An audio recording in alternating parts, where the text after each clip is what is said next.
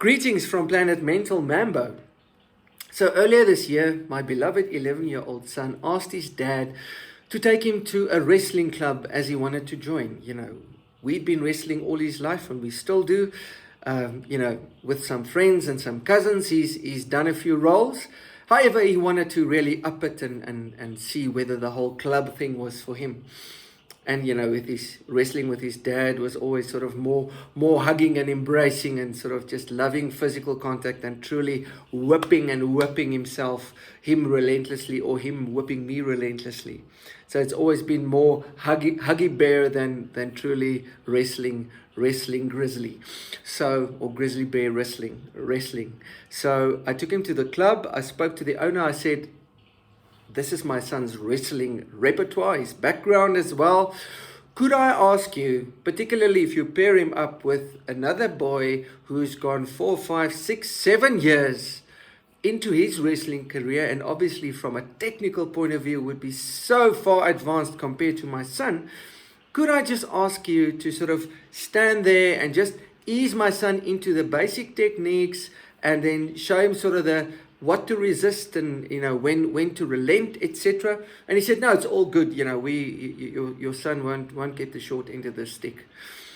However, I sat there as this parent, just rolling my eyes, slouching in terms of my own body language, because what proceeded to happen from there was he paired him up with a boy who had 6 or 7 years experience, and this boy just started relentlessly with far superior technique, whipping my son, whip on the mat, of course. But just after 5, 6 minutes of this, my son just stood up, came to me and said, let's go home. I'm no longer interested in wrestling. So what a sad moment that my son wasn't really, he wasn't really introduced to the spirit of wrestling, to what wrestling can be about, to the beautiful physical, mental, the healthy rivalry of it, the ability to lose, the ability to win, all the good things that could have come had he been onboarded correctly by said instructor, said owner. So how does this relate to workplace conflict? Well, they say some people never let yourself be lowered to their level because they'll beat you on experience. Some people have years, decades of conflict cycle experience from the household, from the family, from previous employers, from life itself.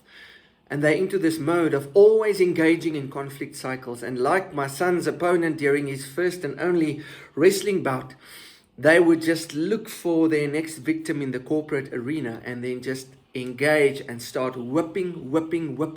People try to engage them if you've got another master, but they're not doing their work, they're not being productive, loss of productivity, errors creep in, loss of profitability, loss of external reputation damage. So in the eradication of toxic conflict, which is so important to discern between toxic and healthy conflict in the workplace, this is then how toxic conflict can literally be appointed by appointing somebody new. So, challenge and invitation to you.